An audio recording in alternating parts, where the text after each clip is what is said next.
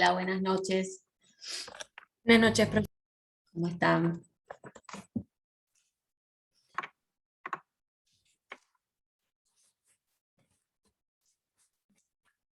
Bueno, hoy vamos a ver el último tema que nos queda del módulo 7, que es el contrato de underwriting. Y con eso, por lo menos conmigo, terminan. Y después vamos a empezar a ver el módulo 8 y el 9, donde vemos garantías comerciales o mercantiles, ¿sí? Las generalidades. Eso es lo que vamos, en principio vamos a empezar entonces por el contrato de underwriting.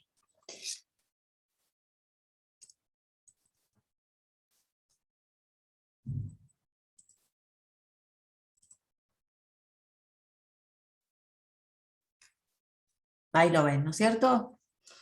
Bueno. Sí. El contrato de underwriting, o sea, cuando una empresa o el Estado, todo lo que estuvimos viendo hasta este momento, necesita dinero para pagar deudas, o necesita financiación para llevar adelante un proyecto, para lo que sea, tiene distintas opciones, vimos. Puede pedir un crédito bancario, puede pedir dinero a los socios si es una sociedad. Por ejemplo, si fuera una sociedad anónima, puede aumentar su capital, emitir nuevas acciones y venderlas a sus socios. Puede emitir cualquier clase de títulos, bonos, acciones, obligaciones negociables, todo lo que vimos hasta ahora, para obtener financiación, pero para obtener esa financiación va a tener que venderlo en el mercado. Y esa venta de esos títulos no es de un día para el otro. Entonces, de un día para el otro no va a obtener la financiación. Es un camino, ¿no?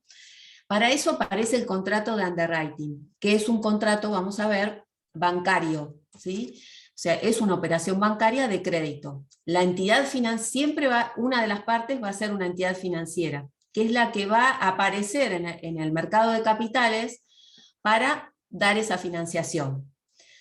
Las entidades financieras se introducen en el mercado de capitales a través, o sea, del mercado de crédito pasan al mercado de capitales en principio, encargándose solamente de la venta de títulos. Pero este contrato es mucho más que eso. O sea, la entidad financiera no solamente va a encargarse de colocar y vender, fíjense que la empresa que emite o el Estado se va a desvincular y la entidad financiera se va a encargar de su colocación, sino que en el contrato de underwriting es un poco más. ¿Por qué? Porque lo que va a hacer la entidad financiera es adelantarle los fondos al Estado o a la empresa.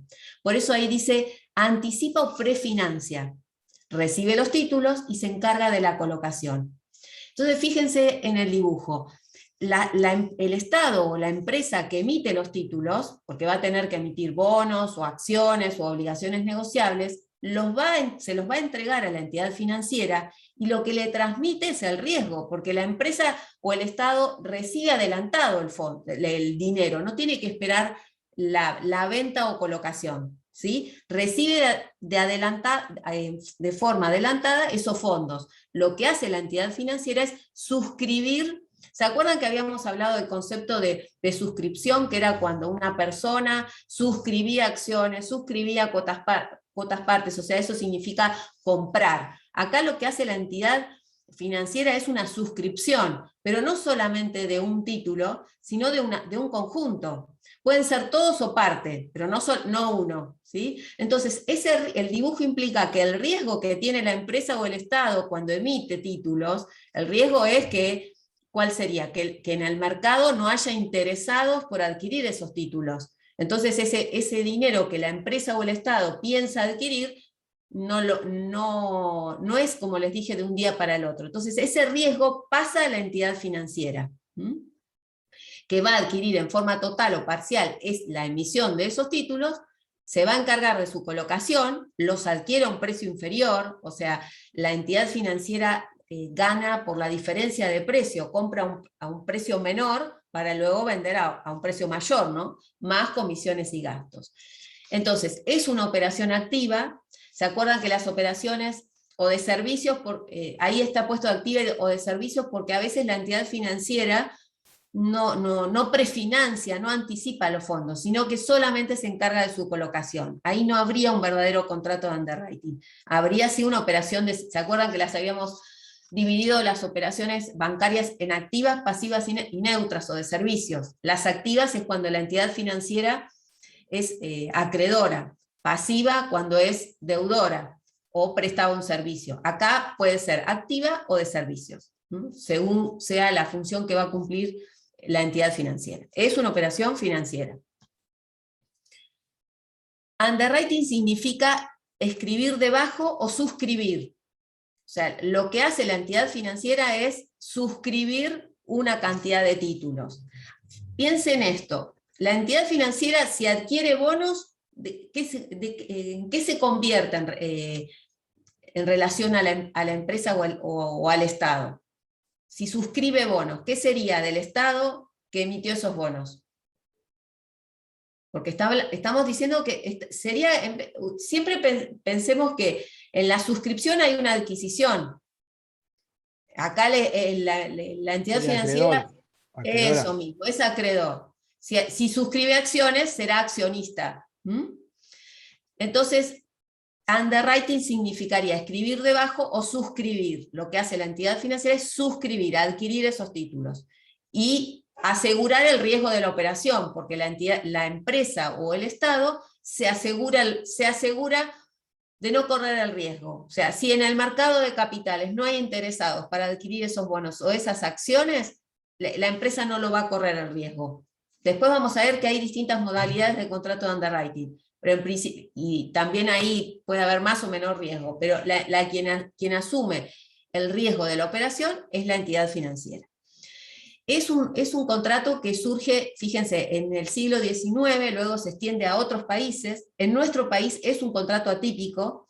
La ley 21.526, que es la ley de entidades financieras, dice que este tipo de operación no la llama underwriting, ¿sí? Pero sí permite que las entidades financieras puedan prefinanciar emisión de títulos. En nuestro país es un contrato atípico, pero la ley de entidades financieras lo autoriza. Es un contrato bilateral, o sea, las dos partes, la empresa emisora de los títulos o la entidad financiera, ¿sí? El contrato genera derechos y obligaciones para ambas partes, es consensual, se perfecciona por el acuerdo de partes, no es necesaria la entrega de títulos, ¿sí? Es oneroso porque la empresa o el Estado no le sale gratuito, va a tener que pagar comisiones o gastos, es conmutativo, es innominado, o sea, la ley, como les dije, 21.526 no lo llama contrato de underwriting, es un contrato atípico en nuestro país y es un contrato no formal, pero se celebra por escrito por los intereses que se encuentran comprometidos. El objeto de este contrato es la prefinanciación de la emisión, o sea, el adelanto de los fondos por parte de la entidad financiera.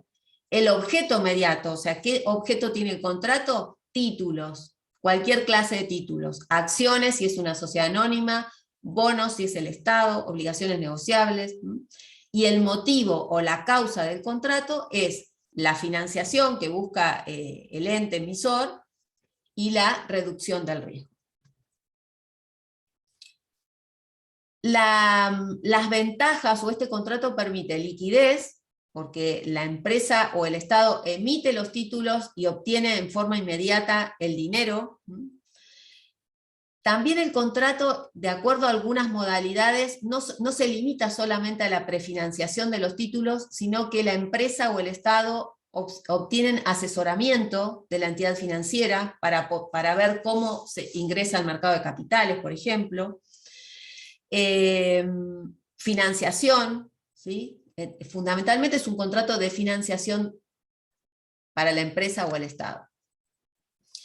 El contrato de underwriting no se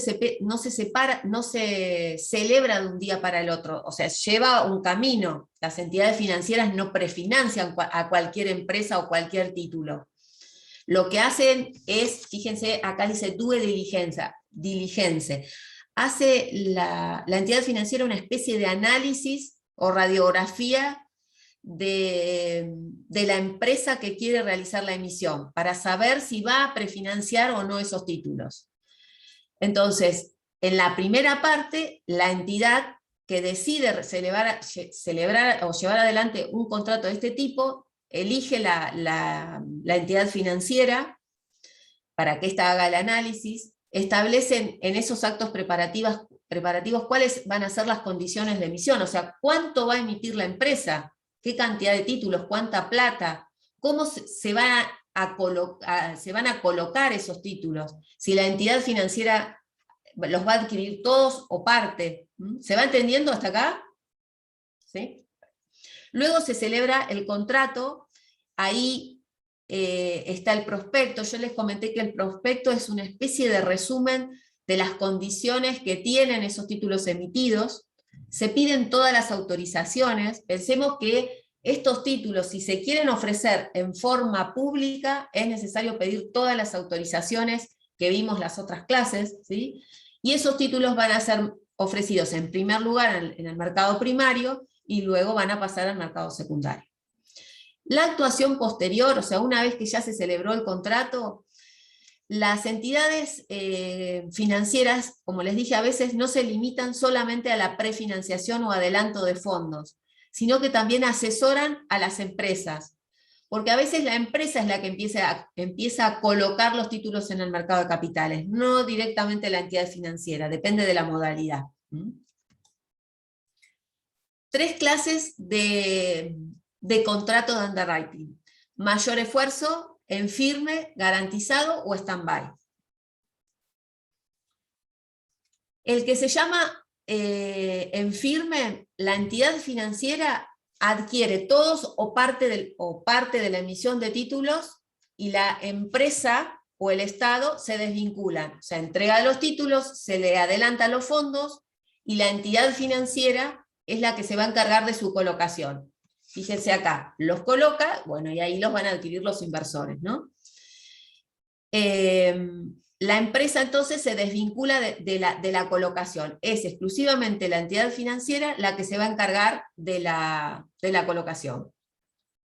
Entonces, en este tipo de contrato, asume el riesgo crediticio. O sea, si la entidad financiera no los vende, se los queda a ella. Pensemos ahí otra vez, es acreedora o puede ser accionista si son acciones, pero el riesgo es de ella. Contrato de underwriting a mayor esfuerzo. Acá la entidad financiera adquiere los títulos, le adelanta los fondos a la empresa o al Estado y se va a encargar de su colocación. ¿Por qué se llama a mayor esfuerzo? Porque la entidad financiera le dice a la empresa o al Estado: voy a hacer el mayor esfuerzo para colocarlos, para venderlos, ¿sí? Pero lo que no vendo, no me lo quedo yo, vuelve al emisor. Pero fíjense que la entidad financiera adelantó los fondos, entonces, ¿cómo queda eso? Queda como un préstamo. En el caso anterior, en el que es en firme, no queda como un préstamo, porque lo que hizo la entidad es comprar o suscribir esos títulos y la empresa se desvinculó. Luego se encarga de su colocación y lo que no coloca, se lo queda, no vuelve al emisor. ¿Se entiende? En este, le adelanta los fondos, los vende, hace el mayor esfuerzo para venderlos, para colocarlos, pero lo que no vende vuelve al emisor. Y entonces le adelantó la plata. ¿Cómo queda? Queda como un préstamo. Igualmente ahí asume el riesgo la entidad financiera, porque queda la entidad financiera ligada al emisor por los títulos que no fueron vendidos en el mercado. ¿Se entiende? Este es un poco más enroscado. No me quedó muy claro. Se llama mayor esfuerzo. Fíjense, en la primera parte también entrega los valores negociados a un precio acordado, los adquiere, ¿no? Pero la entidad financiera dice: lo que no vendo, yo no me lo voy a quedar, te lo voy a devolver, pero yo te adelanté la plata. Entonces, ¿cómo queda eso? Queda como un mutuo, como un préstamo. En el primero no hay préstamo. En el primero la entidad financiera los compró y ya está, no queda ningún préstamo. Los vendió el emisor. Acá le adelantan los fondos en mayor esfuerzo, pero la entidad financiera dice: yo lo que no vendo no me lo quedo. te lo devuelvo, te lo reintegro.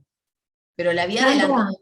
¿Eh? perdón, es como si fuera una en consignación, como si fuera un contrato de consignación, ¿no? Algo así. Sí, pero a diferencia que en la consignación, el consignatario no adelantaba los fondos, se comprometía a venderlo, pero si no lo vendía, no lo vendía. Y acá lo que hay es que le adelanta los fondos, porque es un contrato de financiación el contrato de underwriting. Entonces, son 100 títulos, te adelanto la plata, vendo 50, del resto, de los 50 que me quedan, te voy a esa plata, te devuelvo los títulos, pero la plata me la debes. En el primero no. Claro, ok. ¿Sí? Sí. Perdón, Pero ¿por doctora. qué si le devuelve los títulos, por qué no le devuelve la plata? Porque la plata queda como un préstamo, Ah, Claro, como un crédito que otorga. En el primero no hay crédito. En el primero no es que la entidad financiera le otorga un crédito, compra directamente los títulos. Y acá, a diferencia del otro, es hago el mayor esfuerzo para venderlos, pero lo que no vendo vuelve al emisor. perdón. ¿Me escucha, doctora? Sí, sí. Entonces acá la entidad financiera ganaría de dos formas distintas, digamos, por la venta de los títulos y también calculo que le cobrará por los Sí, intereses. De por dos el préstamo. formas de ganar, digamos, en este contrato, en Sí. esta clase. Bien, Sí. entendí. Sí. Bien. ¿Garantizado o stand-by? En este, hay veces que el que emite los títulos es el que en la primera etapa se va a encargar de su colocación o venta.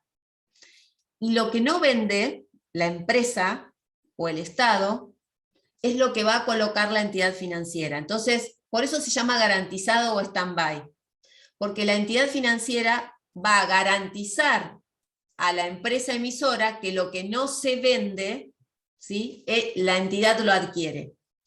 O a veces también le adelanta los fondos, fíjense, entrega los valores negociables y adquiere una opción de venta. La entidad financiera los adquiere, se encarga, los adquiere no, se va a encargar de su colocación y lo que no vende lo puede adquirir, tiene la opción de compra, o adquiere una opción de venta. Repito, se llama garantizado o stand-by porque la entidad financiera garantiza que lo que no se vende en el mercado, ya sea por el propio emisor o por la entidad, lo va a financiar. Y se llama stand-by porque primero hay que ver si los vendemos. Lo que no vendés, te lo financio. O lo que yo no vendo es lo que financio. ¿Se entiende? O sea, fíjense lo que dice acá. Se obliga a adquirir los valores negociables que no fueron colocados en un mercado a un precio determinado. A veces es el propio emisor que dice, bueno, emite las acciones, las vende. Lo que no vende es lo que va a adquirir la entidad financiera. Por eso es garantizado. Te garantizo que lo que no se vende en el mercado lo compro yo. O te lo prefinancio yo. ¿Sí? Sí. Es distinto. Porque en el que es a mayor esfuerzo, hay adelanto de fondos. Acá no hay adelantos de fondos hasta que no vemos qué pasa con esos títulos en el mercado. O sea, la entidad financiera solamente va a adquirir lo que no se vendió en el mercado. Y puede ser que esa venta la haga el banco o la propia empresa. Entonces es a mayor en firme, a mayor esfuerzo, garantizado o stand-by. Cuestiones societarias que se pueden presentar.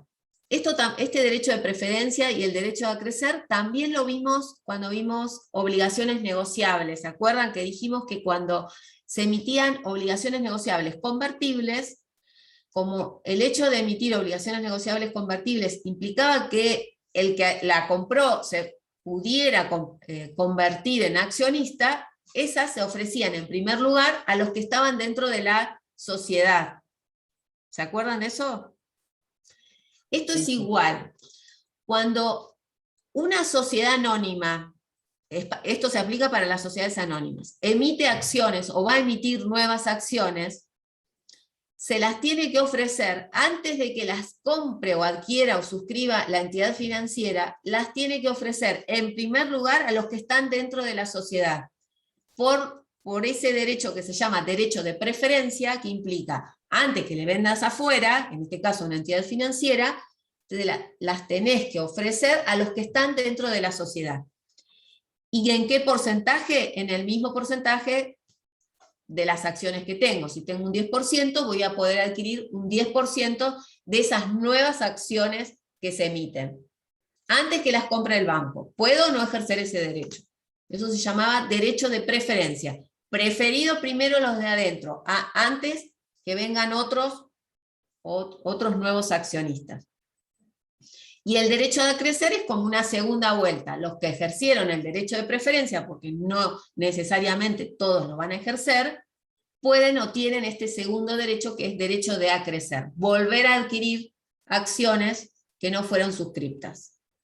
¿Sí? Entonces, antes que el banco, o sea, se toma la decisión de emitir nuevas acciones y de celebrar un contrato de underwriting, antes que el banco adquiera esas acciones, primero hay que ofrecerlas a los que están adentro de la sociedad, para ver si quieren ejercer estos derechos. Derecho de preferencia, y aquellos que ejercieron derecho de preferencia tienen derecho de acrecer. Es como volver a adquirir en una segunda vuelta.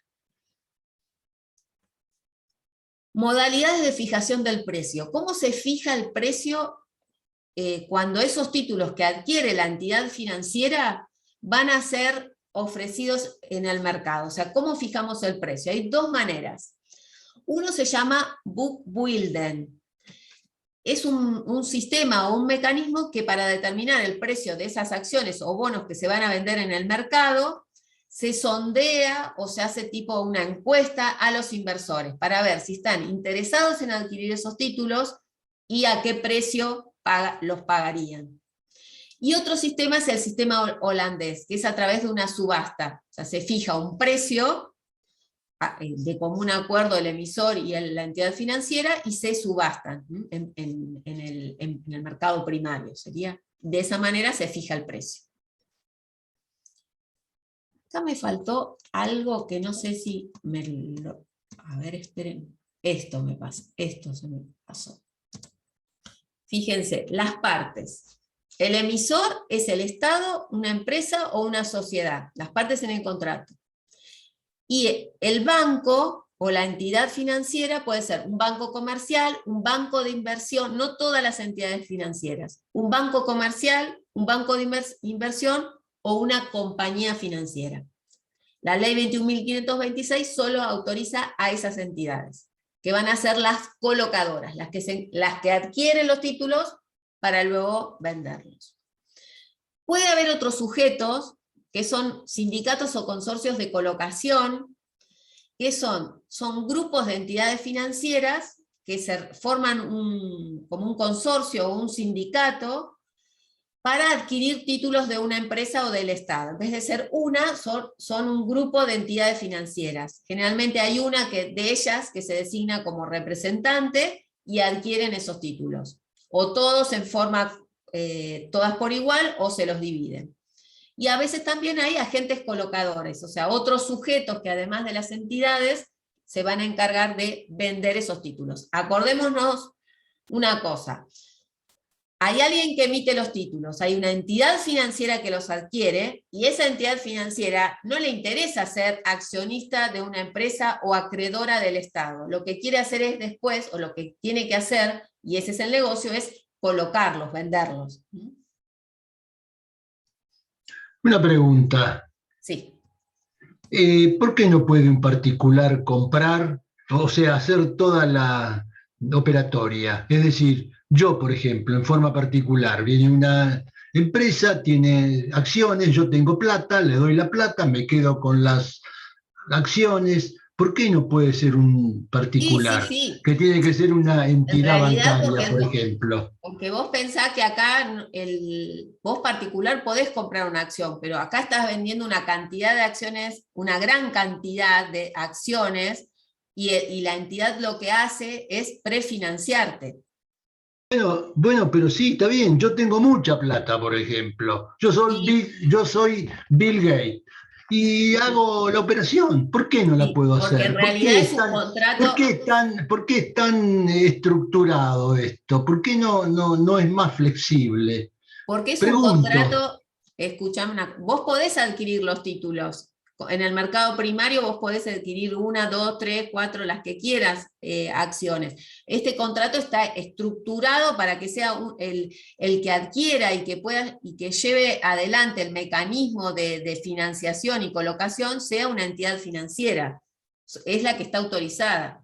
Pero vos, sí, vos podés adquirir todas las acciones que quieras, pero como contrato de financiación, lo que pasa es que como inversor, la finalidad no va a ser adquirir para dar crédito. Vos querés invertir para que esa acción que adquirís o para ganar plata, ¿sí? De acuerdo a cómo le vaya a la empresa. Acá la idea del banco no es ser accionista ni acreedor adquiriendo una acción o un bono, sino que el contrato es como si fuera un préstamo también lo puede dar un particular. Si vos te pones a pensar, un crédito bancario, también existen créditos de particulares. La finalidad acá es exclusivamente la financiación, el banco no quiere hacer una inversión. ¿Sí? La finalidad no es invertir, sino hacer un negocio de financiación, de otorgamiento de crédito. ¿Sí? Sí, está bien, pero eso no quita de que, o sea, a ver, lo que yo veo es que en esto que estamos viendo ahora y en lo que hemos visto antes, hay un montón de relaciones comerciales que son habituales, normales, y las están estructurando, las están poniendo en Es un forma. contrato, y es un Bueno, negocio. Esto es un pero contrato, es un sí, contrato entre partes. Si la legislación va a regular los contratos entre partes, todos los contratos que se pueden hacer, y sí. no sé, tienen que hacer una Y bueno, por eso biblioteca existen de. los contratos. Esto es un No sé contrato si me de, bueno, explico, sí, no sí, sé si me sí. explico. O sea, La idea del están. contrato, Pascual, no es, como te dije, la inversión. Vos podés adquirir, yo tengo una sociedad anónima y emito, no sé, 1000 acciones y vos me las querés comprar, vos me las comprás, pero tu idea no es otorgar crédito, sino hacer un negocio después, o conservar esas acciones o venderlas. Este contrato tiene, o sea, como les dije, fíjate lo que les dije al principio, la financiación, una empresa la puede obtener a través de sus mismos socios que deciden financiar esa empresa y vos decís, quiero comprar 2000 acciones, y bueno, sí, las comprás y le estás dando crédito a esa empresa a la cual vos estás poniendo la plata. Pero esta es otra opción de financiación, donde no hay un particular, ¿sí? Sino que hay una entidad financiera que no quiere, o su finalidad no es la inversión, sino otorgar crédito y ganar con ese crédito. ¿Sí? Pero o sea, si bien es un contrato, la posibilidad de la financiación no solamente se busca con este contrato, tenés otras opciones. Por ahí lo que Pascual dice, se refiere, creo yo, es que hay una sobreregulación, ¿no? ¿Va por eso? ¿Por ese lado? Quizás. No, yo lo que digo, está bien, sí, es un contrato, está perfecto, pero lo que no entiendo es por qué regulan este tipo de Y acciones, por los porque si van a intereses, regular, en si realidad van a no tiene regular, regulación, pero estamos no está viendo regulado, es como un contrato tiene, atípico. tiene un nombre, estamos viendo Sí, pero quiénes no tiene son en las nuestro país no partes, o tiene una sea, regulación. Es un contrato que habilita a las entidades, o sea, es un contrato que si bien es atípico, está habilitado para que las entidades financieras lo hagan, como otra forma de dar crédito. está bien. Bueno, ¿Sí? Pero esa financiación, como vos dijiste, no exclusivamente viene de las entidades financieras, como en otras cuestiones donde uno quiere pedir un crédito. No siempre es una entidad financiera la que otorga. Acá la particularidad es que es un contrato bancario. donde para que se dé dentro de lo que estamos viendo o estas modalidades, tiene que ser una entidad financiera, ¿no? Cuando Tiene el que contrato... ser, ¿Sí? tiene que ser una entidad financiera sí o sí, no puede ser un particular. O sea, este Para contrato que es sea nada un más. contrato, sí, vos podés particular dar financiación a una empresa, pero después o sea, el objeto del contrato es que sea una entidad financiera por el poder, porque va a poder adquirir una cantidad de títulos que un particular es difícil. Podría, sí, como dijiste vos. Este contrato se da como un contrato para entidades financieras. ¿Mm? Está bien, si lo hacen así, qué sé yo no, me parece que es limitar, restringir. Esto me Pero parece que te debería dije ser más recién, amplio, debería ser más amplio. Si yo soy un productor ganadero o un productor de soja vos podés y buscar la tengo financiación, otro tipo de financiación, sí. Si emitís títulos, como te dije al principio, los puede adquirir el mismo socio, o podés venderlos en el mercado. Fíjate que todo lo que vimos hasta acá es que esa financiación, en este caso, es uno solo el que lo adquiere. No estás vendiendo al público en general. Una sola entidad es la que va a adquirir esos títulos. Cuando se pide financiación en el mercado de capitales, dijimos que se creaban relaciones colectivas porque esa emisión no va dirigida a una sola persona, sino a un conjunto de personas que adquieren esos títulos. Acá es uno solo que adquiere todo, pero no quiere conservarlos, y por eso los va a vender. Después la empresa o el Estado puede pedir otro tipo de financiación o vender esos títulos si quiere a un particular. Pero acá estamos hablando, cuando hablamos de esto, es exclusivamente un contrato. Después puede tener la financiación, como dijiste, otras formas. En este caso es un contrato que persigue que la empresa corra el riesgo de la operación. Pero la financiación puede haber distintas formas de obtener o de buscar crédito. Cuando la entidad financiera solamente se limita a actuar como intermediaria, a encargarse solamente de la venta, y no hay financiación, o sea, solamente actúa como un intermediario para venderlos, ahí se dice que no hay un verdadero contrato de underwriting, porque en realidad no asume ningún riesgo. Solamente cobrará una comisión por colocar esos títulos. Por eso se llama contrato de underwriting de simple colocación. No hay ningún tipo no asume riesgos. El emisor, o sea, el que emite los títulos, recibe el financiamiento y el asesoramiento del contrato de underwriting. El asesoramiento es porque a veces la entidad o el emisor es el que se va a encargar de su colocación, y lo que no vende es lo que adquiere la entidad financiera. Entonces, por eso generalmente hay un asesoramiento, no se limita a la financiación. La obligación es emitir los títulos, de los que se hayan pactado, cumplir con los requisitos de oferta pública y cotización. O sea, si estos títulos se quieren vender en forma pública, hay que pedir todas las autorizaciones que vimos la clase anterior: autorización a la Comisión Nacional de Valores, autorización para cotizar, o sea, siempre que sea una oferta pública, ¿no? Y transferir los títulos, pagar comisiones y gastos. O sea, la entidad financiera, además de ganar con la diferencia de precio, recibe comisiones y gastos. Después, el underwriting, que sería la entidad financiera, es la que adquiere, o sea, el derecho que tiene es adquirir los títulos al valor convenido, percibir la comisión y el reembolso de los gastos. Y la obligación es prefinanciar, adelantar los fondos en forma total o parcial, de acuerdo como sea el contrato, ¿no? Y colocarlos, venderlos. Bueno, entonces, volviendo para atrás.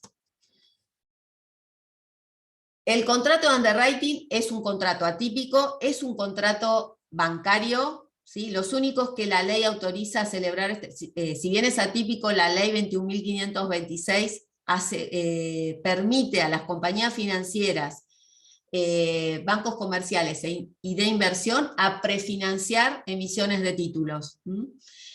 El objeto del contrato es fundamentalmente la financiación que busca la empresa y correr el riesgo. El riesgo pasa de la empresa, ¿sí?, a la entidad financiera. 3 modalidades de contrato de underwriting. El que se llama en firme, la entidad suscribe los títulos y la entidad financiera, y la empresa o el Estado recibe los fondos. Y se olvida de la colocación, todo lo hace la entidad financiera. Corre el riesgo de que si no los vende, los títulos los va a conservar hasta tanto, bueno, en algún momento los coloque. O sea, como dijimos, la finalidad de la entidad financiera no es conservar, no es ser acreedor ni dueño o accionista de una empresa. El que se llama a mayor esfuerzo, la entidad financiera hace todo el esfuerzo posible para colocarlos, para venderlos, le adelanta los fondos a la entidad, a la empresa, perdón, emisora, y lo que no coloca vuelve a la emisora y queda como un préstamo. Y el que se llama stand-by o garantizado, se llama así garantizado o stand-by, porque la entidad garantiza que lo que no se coloca en el mercado lo va a adquirir, o lo va a prefinanciar. Es stand-by ¿por qué? Porque hay que esperar a ver qué es lo que se vende en el mercado. Y recuerden que cuando el que emite títulos es una sociedad por acciones, hay que respetar esos 2 derechos que están regulados en la ley de sociedades, que son el derecho de preferencia y el derecho de acrecer. ¿Está? ¿Les quedó claro o más o menos? Yo tengo una pregunta. ¿No Sí. se fija un tiempo que la empresa le dé al Estado para que venda esos títulos? La empresa al Estado, ¿cómo sería? Lo entendí más o menos, disculpe, pero como que... No. Pero, Los que diciéndole- emiten, mirá, Mariana, los que emiten pueden ser una empresa o el Estado. Y la entidad financiera, según el tipo de contrato de underwriting, puede ser que le adelante los fondos y listo, a la empresa después no le importa cuándo lo vende la entidad financiera. ¿Se entiende? En los otros puede ser que haya un plazo dentro del cual se fija o se estipula para vender los títulos, poner el que es el stand-by o garantizado, no sé, 3 meses, no lo vendiste, los adquiere la entidad financiera. Sí, puede ser según la modalidad. Gracias. Bueno. Y ahora vamos a hablar un poquito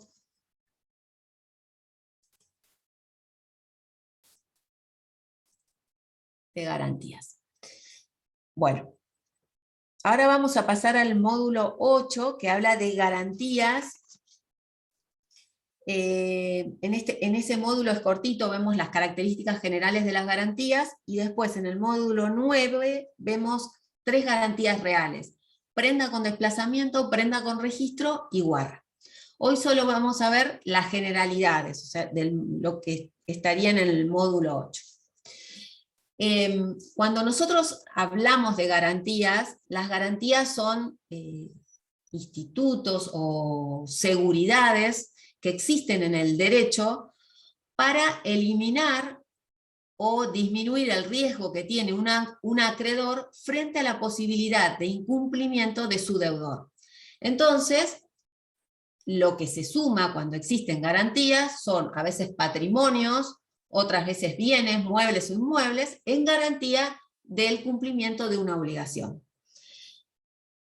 Todo lo que tiene que ver con garantías se ha extendido tanto que en la actualidad se habla de las garantías como un derecho de garantías, ¿sí? Como una rama del derecho. Incluso en nuestro país en algún momento se habló de la posibilidad de sancionar una ley de garantías, o sea, una ley que incluya todas las generalidades de lo que son las garantías. Nosotros en el código, antes y ahora tampoco, no vamos a encontrar, como sí ocurrió con la representación o con los títulos, una teoría general de la representación, alguna parte del código que nos regule todo lo que tiene que ver con las garantías. Y fíjense cómo se ha extendido, que si bien nosotros acá hablamos de garantías como un instituto o como una seguridad para el cumplimiento de una obligación, o sea, para el acreedor, para una seguridad para el acreedor, las garantías están presentes en muchas materias que estudiamos, en derecho penal, cuando estudiamos, no sé, las garantías del debido proceso, cuando estudiamos en derecho laboral, el fuerte frente al débil, que es el trabajador, cuando estudiamos el consumidor, las garantías de saneamiento, ¿sí? O sea que cuando hablamos, nosotros vamos a estudiar garantías acá solamente como una seguridad para el acreedor en el cumplimiento de una obligación, ¿sí? O ante la posibilidad de que el deudor incumple, el acreedor quiere estar seguro de que va a poder hacer efectivos si fuera su crédito, ¿sí?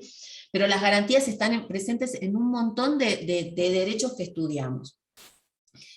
Todo lo que tiene que ver con garantías está disperso, antes en el Código Civil y Comercial y ahora también en el Código Unificado, pero hay dos principios básicos que estudiamos cuando vemos garantías. Uno es el principio de accesoriedad y otro es el principio de especialidad. En general, todas las garantías, o sea, las garantías tradicionales, las clásicas, por ejemplo, no sé, la fianza, la prenda, que son las que vamos a estudiar, son accesorias de una obligación principal. ¿Qué quiere decir? Que acceden a una obligación principal. Nosotros no tenemos, en general también las garantías, nosotros hablamos de garantías como segundas fuentes de pago. ¿Se entiende por qué es una segunda fuente? ¿Por qué? ¿Por qué una garantía sería una segunda fuente de pago? Porque en realidad uno se sirve de la garantía en el momento en que la primera fuente de pago, es decir, la obligación principal, no funciona. Si esa no Claro. funciona, pasamos a utilizar esta garantía que sería como la segunda aseguración, digamos, que tiene el acreedor para cobrar lo que quiere cobrar. Claro. Todas las garantías son segunda fuente de pago. O sea, el acreedor tiene con esa segunda fuente de pago, como dijiste vos, Josefina, la posibilidad de que no se cumplió, puedo ir contra un bien, contra otro patrimonio. Y en general, como les dije, son clásicas. Las garantías clásicas son accesorias, dependen de una obligación principal, la mayoría. Por eso hablamos de relación de subordinación. Las garantías se subordinan a una obligación principal. Dependen. Si se extingue la obligación principal, se extingue la garantía. Pero en los últimos tiempos han surgido garantías donde no se habla de relación de subordinación, sino relación de coordinación. En el campus hay un trabajo en este módulo que es de Rodrigo, que él en ese trabajo habla de las garantías en general. Todo esto que les estoy hablando ahora como generalidad está en ese trabajo. Ahí les da el concepto, la clasificación, todo eso. En los últimos tiempos han surgido garantías que no son accesorias, o sea que no hay una relación de subordinación, sino se habla de relación de coordinación. ¿Qué quiere decir eso? Siempre para que haya una garantía tiene que haber una obligación a la cual hay que garantizar. Pero hay garantías que, si bien surgen porque hay una obligación que hay que garantizar, una vez que se constituye la garantía se separa de la obligación principal y deja de ser accesoria, o por lo menos no tiene las características de la accesoriedad como conocemos nosotros todas las garantías, ¿sí? Siempre decimos, bueno, la fianza es accesoria de la obligación principal, pagó el deudor, se extingue la fianza. Pero en estas garantías, que se llaman garantías automáticas, garantías independientes, abstractas, tienen la particularidad que si bien se vinculan con una obligación principal, luego se separan. La próxima clase las vamos a ver un poquito más. Entonces, ¿por qué surgen esas garantías? Porque los acreedores, o sea, surgen de la práctica comercial. Los acreedores que quieren tener una garantía que si no cumple el deudor, poderla automáticamente hacerla efectiva. Y hay veces que las garantías clásicas no le aseguran al acreedor su crédito o el cumplimiento de la obligación principal. Entonces, esa tendencia que ha surgido desde el año más o menos 1970, es de las nuevas garantías, ¿sí? Pero en general, como les dije, son accesorias. Ese principio de accesoriedad, o que el hecho de que las garantías sean en general accesorias, delimitan la extensión de la garantía. ¿Qué les parece? ¿Qué querrá decir que limita la extensión de la garantía, la obligación principal? O sea, el garante podrá garantizar más de lo que se obligó el deudor. No, No, es tiene un hasta. límite. Es el límite. O sea que la accesoriedad marca el límite de la obligación que puede asumir un garante, ¿sí? Y además, la accesoriedad también se vincula con la subsidiariedad. ¿Eso les suena haberlo escuchado en contratos? ¿Qué significa que la garantía es subsidiaria? Y porque empieza a funcionar, por así decirlo, una vez que se da el incumplimiento. Eso mismo, es subsidiaria. En segundo lugar, no puedo ir directamente contra el garante hasta tanto no se produzca el incumplimiento o se produce la ejecución de los bienes del deudor. Eso también tiene que ver con la accesoriedad, ¿sí? Ese es el principio de accesoriedad. Y el principio de especialidad, ¿recuerdan a qué se vincula? ¿Qué es lo que tiene que estar determinado cuando existe una garantía? Especialidad en cuanto El monto. En cuanto al crédito, perfecto. Y si hay bienes que se dan en garantía, El objeto. eso, el bien, si es un bien mueble, inmueble, tiene que estar individualizado. Hay también un artículo en el código que es el 743, que también tenía una redacción similar en el Código Civil anterior, que dice que el patrimonio del deudor es la garantía, antes decía prenda, ¿se acuerdan? La prenda común de los acreedores, y ahora dice es la garantía común de los acreedores. ¿Qué quiere decir eso? Si no hay una garantía especial, una prenda, una hipoteca, ¿qué quiere decir? Que el patrimonio del deudor es la garantía común de los acreedores. ¿Qué querrá decir? Y podrá ir contra todo el patrimonio. Eso mismo, voy contra todo, ¿sí? Por supuesto puede ser que tenga algún privilegio, pero en principio, al no haber asignado una garantía especialmente, el deudor responde con todo su patrimonio. Vamos todos los deudores contra ese patrimonio. Ese es el 743. Y para la próxima clase, lean el artículo 1810, que se los voy a explicar, que es un artículo que incorporó el nuevo Código Civil y Comercial y habla de las garantías, estas garantías especiales que se llaman garantías automáticas o a primera demanda o independientes, que son garantías no accesorias. Esas las vamos a explicar la próxima clase, ¿sí? Entonces, volviendo a garantías, dos principios básicos: principio de especialidad y el principio de accesoriedad. A ver.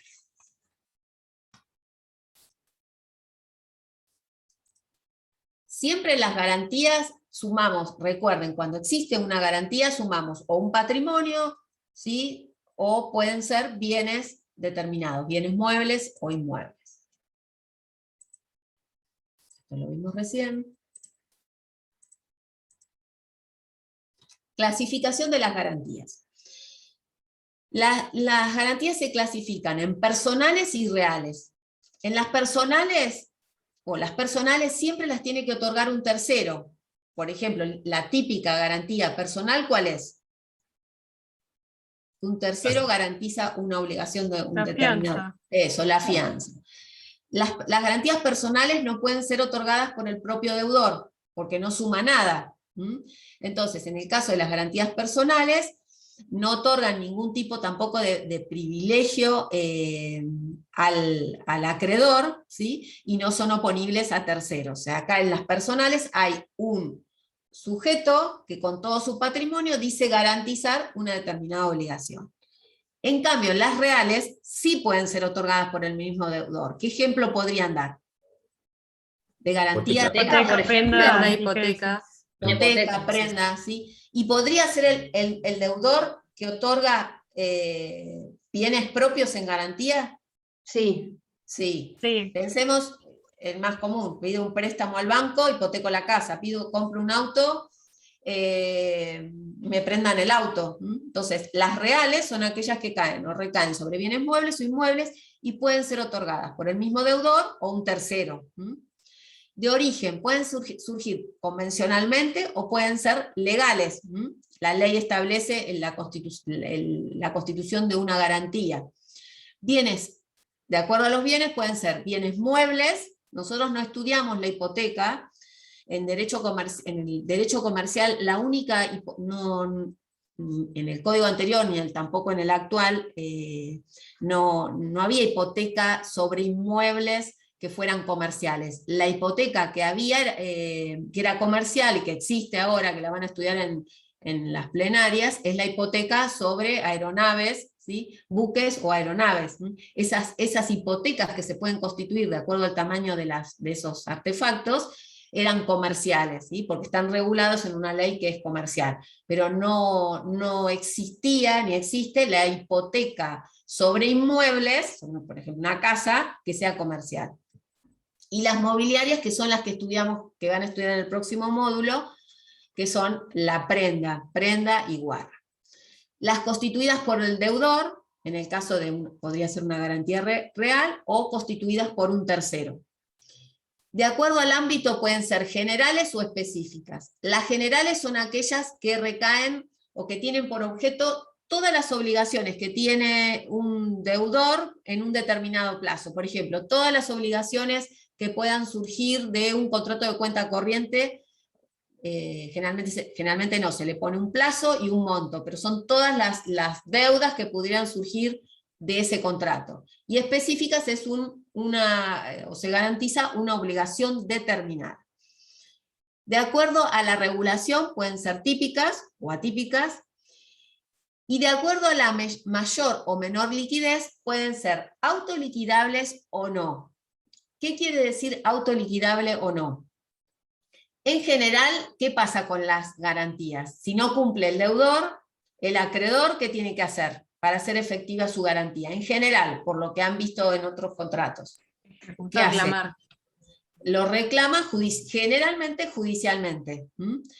Pero hay garantías que tienen la particularidad, nosotros vamos a estudiar, la prenda tiene esa característica, el warrant también, que se llaman autoliquidables. ¿Qué pasa? El acreedor, para hacer efectiva la garantía, no tiene que recurrir a la justicia. Puede autoliquidar a través de una subasta extrajudicial, por ejemplo, o una venta extrajudicial. Entonces, las garantías pueden ser autoliquidables, o sea que el propio acreedor la puede liquidar a través de algún procedimiento especial, o no. Si es no, es que tiene que ir a la justicia. De acuerdo a los efectos pueden ser internacionales, cuando esa garantía se tiene que hacer tiene efectos en otro país, o domésticas o nacionales, dentro de nuestro país.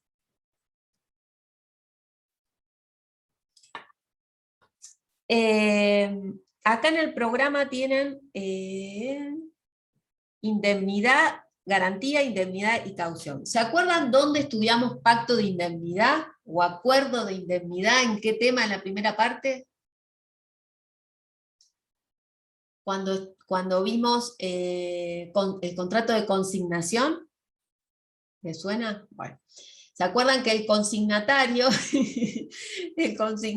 cobraba una comisión común, ordinaria? Pero podía cobrar un plus, o lo que se llamaba una comisión en garantía, y esa comisión de garantía implicaba que él asumía el riesgo de la operación. ¿Se acuerdan que el contrato de consignación era para la venta de bienes muebles, ¿no? O sea, el consignatario vendía bienes muebles. Si él cobraba una comisión común y el tercero no pagaba, no tenía riesgo. Ahora, si él cobraba ese plus, significaba que celebraba un acuerdo de este tipo y significaba que él respondía frente al consignante. El pacto de indemnidad significa, si el tercero no cumple, cumplo yo.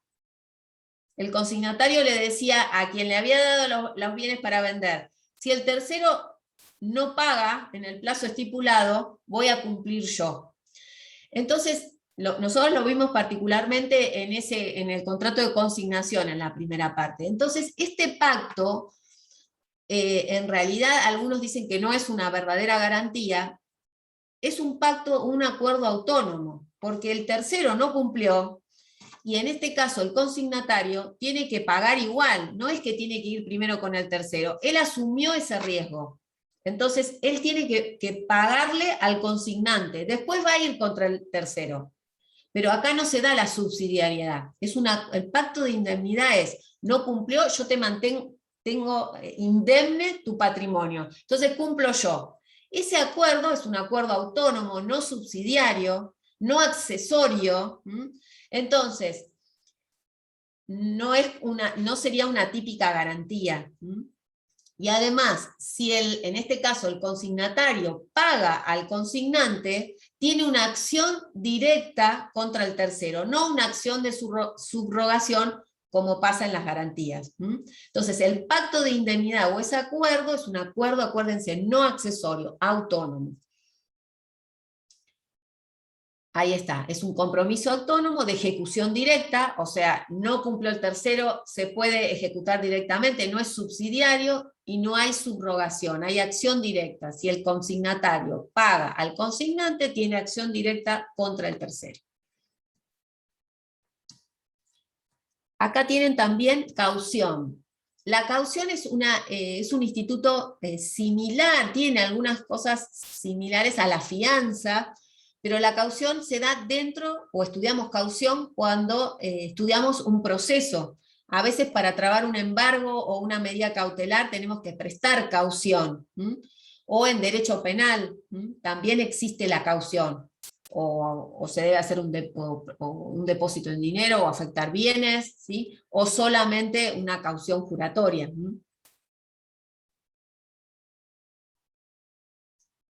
Ya lo vimos, la accesoriedad. La solidaridad. Perdón, Sandra, Sí. la caución tampoco es una garantía típica. Es una especie de garantía, sí, es una especie de garantía, tiene sus características propias porque se da dentro, cumple la función de garantía, pero dentro de un proceso judicial, penal, civil, lo que sea, donde te piden que prestes caución para realizar o llevar adelante alguna medida. Es una garantía particular. La solidaridad, o cuando se habla de solidaridad, la solidaridad no es una garantía. Si existe una obligación donde hay varios deudores que responden solidariamente frente al acreedor, la solidaridad como concepto implica que todos ellos responden frente al acreedor, no es una garantía. No estamos sumando nada nuevo a la seguridad que tiene o exige o que quiere tener un acreedor. No hay afectación de bienes. Hay deudores, no uno, hay varios. Igual que el privilegio. Cuando hablamos de privilegios, o que un acreedor tiene un mejor privilegio que otro, el privilegio tampoco es una garantía, sino que es un derecho que establece o que me da la ley para cobrar antes o después de otro acreedor.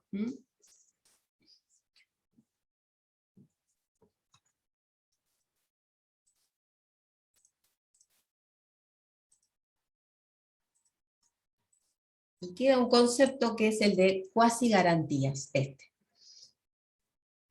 Las cuasigarantías, algunos autores dicen que no son realmente garantías, sino que son cláusulas, o suelen ser cláusulas, que se insertan o que se agregan en los contratos para limitar al deudor que vacíe su patrimonio o que tome nuevas deudas. Son cláusulas que se insertan en el contrato a pedido de acreedores que no tienen nada que los proteja, generalmente acreedores quirografarios. Son acreedores, pero no tienen ninguna garantía especial que afecte su crédito o la obligación o las obligaciones que tiene el deudor. ¿Se entiende? Entonces, lo que se hace es agregar al contrato una cláusula que diga que el deudor no puede tomar nuevos créditos, no pueden constituir prendas o hipotecas, ¿sí? Son cláusulas. Por eso se llaman cuasigarantías. Y la finalidad es limitar o restringir la disponibilidad o la decisión que puede tomar un deudor en relación a su patrimonio. ¿Es absoluto esto? No, porque el deudor puede violarla. Esto no es que no se inscriben.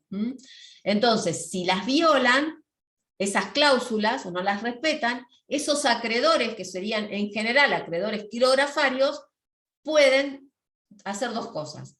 Pueden dar por vencida su obligación y exigir el cumplimiento, o pueden exigir que se les dé el mismo trato. ¿Constituiste una hipoteca? Bueno, nosotros también, o a nosotros también queremos ese beneficio o esa garantía.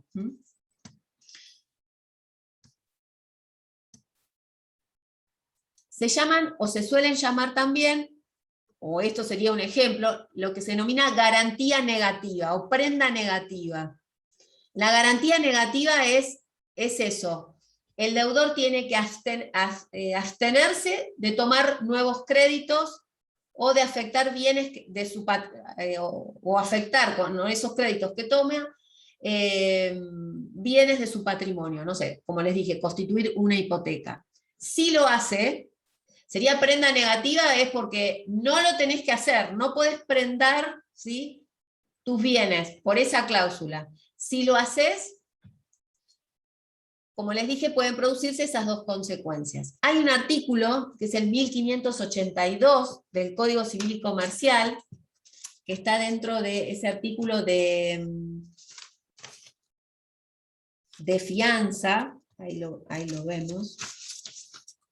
El contrato de fianza, o sea, a partir de esos artículos se regula el contrato de fianza y está el compromiso de mantener una determinada situación. Que se los voy a leer, si lo encuentro.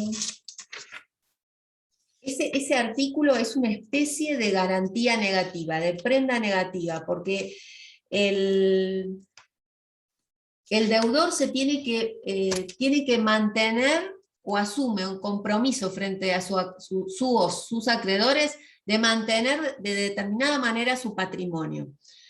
Dice, el compromiso de mantener o generar una determinada situación de hecho o de derecho no es considerado fianza, pero su incumplimiento genera responsabilidad del obligado.